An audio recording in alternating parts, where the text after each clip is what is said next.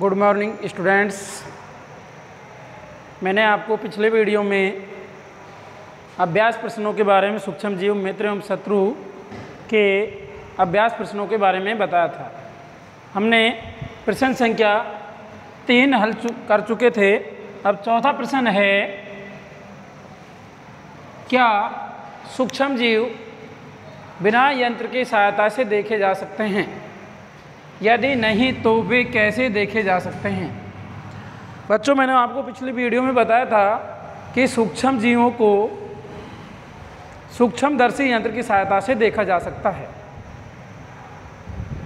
सूक्ष्म जीव इतने छोटे होते हैं कि उन्हें हम आँखों से नहीं देख सकते, नग्न आँखों से नहीं देखा जा सकता उनको हम सूक्ष्मदर्शी यंत्र की सहायता से ही देख सकते हैं।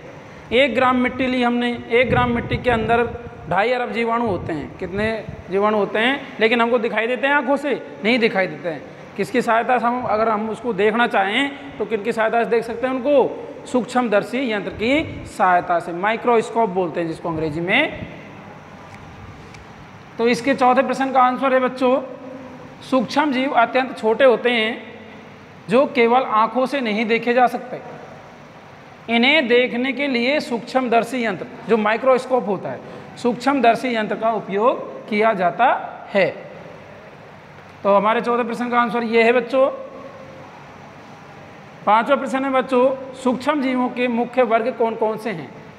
सूक्ष्म जीवों को कौन कौन से वर्ग में बांटा गया है? सूक्ष्म जीवों के मुख्य वर्ग निम्नलिखित हैं: कवक,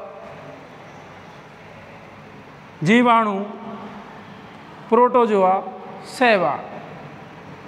जीवाणु, कवक, प्रोटोजोआ, शैवाल, ये क्या हैं? सूक्ष्म जीवों के मुख्य वर्ग हैं बच्चों। तो ये हमारे पांचवें प्रश्न का आंसर हुआ बच्चों। जीवाणु को अंग्रेजी में बैक्टीरिया कहते हैं, कवक को फंजाई कहते हैं, हम आम भाषा में इसको फफूंद भी कहते हैं, प्रोटोजोआ को प्रोटोजोई बोलते हैं, शैवाल को एल्गी बोलते हैं। जो हरी हरी सी आपने नदी तालाबों में जो हरी हरी सी देखी होगी ना आपने, वो पानी के नीचे, उसमें क्या हो जाती है? काई। जब आप बोलते हैं उसको कि भाई काई लग गई, इसमें काई नहीं होता है वो बच्चों, क्या होता है? शैवाल होता है।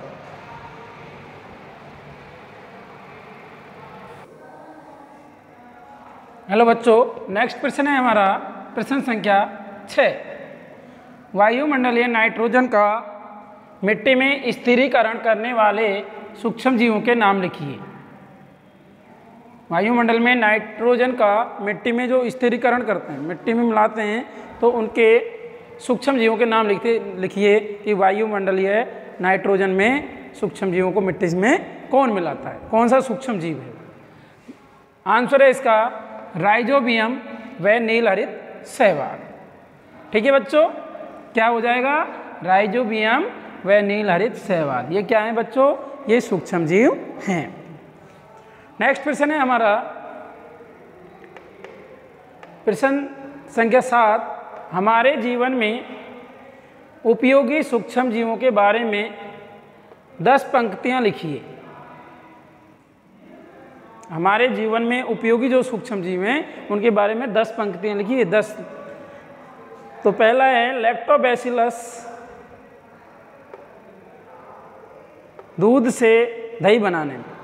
लैक्टोबैसिलस जो जीवाणु होता है वो किस में पाया जाता है? लैक्टोबैसिलस दही में पाया जाता है, जिसको हम दूध में डाल देते हैं तो दूध से क्या बन जाता है? दही बन जाता है।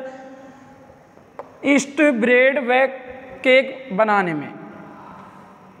ईस्ट से क्या होता है? ईस्ट से ब्रेड व केक बनाने में। ईस्ट अल्कोहल उत्पादन में भी काम में आता है। चौथा है औषधि उत्पादन में। पांचवा है कार्बनिक अपशिष्ट के अपघटन में। जो कार्बनिक पदार्थ होते हैं उनके अपशिष्ट पदार्थों के अपघटन में, उनको नष्ट करने के लिए। छठा है राइजोबियम जीवाणु वायुमंडलीय नाइट्रोजन स्थिरीकरण में। सातवां है बच्चों मृदा की उर्वरता बढ़ाने में। जो मिट्टी है हमारी, उसकी क्या होती है? उसकी उर्वरता बढ़ जाती है, उपजाऊपन हो जाती है। आठवां है बच्चों वैक्सीन मतलब टीके बनाने में। और नौवां है बच्चों पेनिसिलिन नामक कवक से पेनिसिलिन नामक प्रतिजैविक औषधि बनाने में, जो हमको पेनिसिलिन का जो इंजेक्शन लगता है वो औषधि बनाने में। 10वां है बच्चों स्ट्रेप्टोमाइसिन और टेट्रासाइक्लिन आदि प्रतिजैविक औषधियों के उत्पादन में। ये स्ट्रेप्टोमाइसिन और टेट्रासाइक्लिन ये क्या होती हैं? एंटीबायोटिक दवाई होती हैं, जिनसे अगर हम कई बार क्या होते हैं हमको वायरल जैसी बीमारियां हो जाती हैं तो वो तुरंत से ठीक हो जाती हैं बच्चों।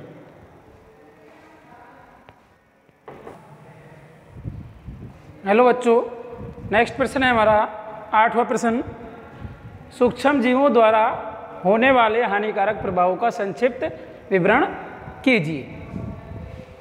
तो इसका आंसर है बच्चों, सूक्ष्म जीवों द्वारा होने वाले हानिकारक प्रभावों का संक्षिप्त विवरण कीजिए। यानी सूक्ष्म जीवों द्वारा क्या क्या हानि होती हैं। पहला है मनुष्य में रोग कारक। मनुष्य में कौन कौन से रोग कारक उत्पन्न होते हैं? पोलियो, हैजा, क्षय रोग, मलेरिया आदि रोगों का संचरण होता है। मनुष्य में कौन कौन से रोग होते हैं बच्चों? पोलियो, हैजा, क्षय रोग, मलेरिया आदि रोगों का संचरण होता है। दूसरा है, ये तो मनुष्यों में रोग कारक। अब जंतुओं में रोग कारक, जंतुओं में कौन कौन से रोग उत्पन्न होते हैं? जंतुओं में एंथ्रेक्स, खुरपका व मुंहपका आदि रोगों का संचरण होता है। खुरपका जो उनके जो पशुओं के जो खुर होते हैं वो उन पे क्या होते हैं, वो खराब हो जाते हैं, सड़ने लग जाते हैं। और मुंहपका, मुंह पे क्या होते हैं पशुओं के, जैसे गाय भैंस, उनके मुंह पे क्या होते हैं, दाने दाने से हो जाते हैं। ये दूसरा था जंतुओं में रोग कारक। जंतुओं में एंथ्रेक्स, खुरपका व मुंहपका आदि रोगों का संचरण होता है। संचरण का मतलब फैलते हैं। तीसरा है पौधों में रोग कारक। पौधों में कौन कौन से रोग होते हैं? नींबू में कैंकर। नींबू में क्या होते हैं? नींबू के ऊपर दाग दाग से हो जाते हैं। गेहूं की रस्ट, गेहूं की रस्ट मैंने बताया था आपको, कोई बाल गेहूं की कैसी होती है, कोई ब्लैक होती है, कोई कैसी होती है कि वो उमड़ घुमड़ कर ऐसी हो जाती है, इस तरीके से हो जाती है कोई कोई बाल इस तरीके से। वो ठीक से क्या होता है, वो पकती नहीं है, उनमें दाने नहीं बनते हैं। भिंडी में पीत रोग, भिंडी में पीत रोग हो जाते हैं। ये पौधों में उत्पन्न होने वाले रोग हैं। नींबू में कैंकर, गेहूं की रस्ट, भिंडी में पीत रोग उत्पन्न करते हैं। ये सब किसके द्वारा होते हैं? सूक्ष्म जीवों के द्वारा होते हैं। अब सूक्ष्म जीव किसमें होते हैं? ये वायरस, सूक्ष्म जीव जैसे अपना वायरस है, वायरस के द्वारा उत्पन्न हो जाते हैं। अगला है खाद्य विषाक्तन। खाद्य विषाक्तन का मतलब होता है हमारा जो भोजन होता है, हमारा जो दूषित भोजन होता है, उससे हमारे भोजन में उत्पन्न होने वाले सूक्ष्म जीव कभी कभी विषैले पदार्थ उत्पन्न करते हैं। कभी कभी विषैले पदार्थ उत्पन्न करते हैं जिससे भोजन विषाक्त हो जाता है। विषाक्त का मतलब जहर बन जाता है। तो ये हमारे 8वें प्रश्न का आंसर था बच्चों। 9वें प्रश्न का आंसर है प्रतिजैविक क्या है? प्रतिजैविक लेते समय कौन सी सावधानी रखनी चाहिए?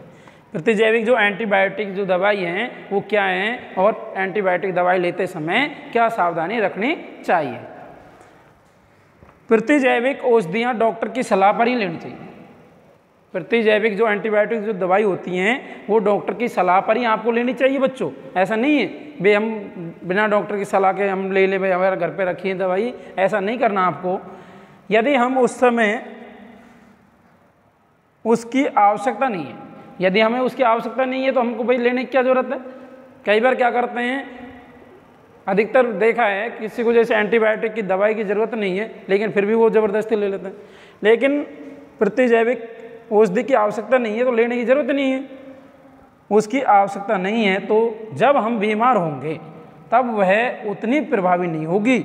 अनावश्यक रूप से ली गई प्रतिजैविक शरीर में उपस्थित उपयोगी जीवाणुओं को भी नष्ट कर देती है।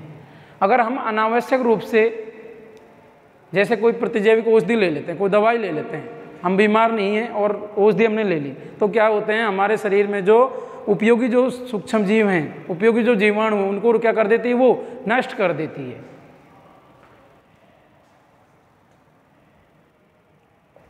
तो इसलिए बच्चों मैं आपको ये सलाह देता हूँ कि एंटीबायोटिक जो दवाई होती है समय पर डॉक्टर की सलाह के अनुसार लेनी चाहिए, और जब आप बीमार हो तभी उसका उपयोग करना चाहिए, अनावश्यक रूप से उसका उपयोग नहीं करना चाहिए आपको।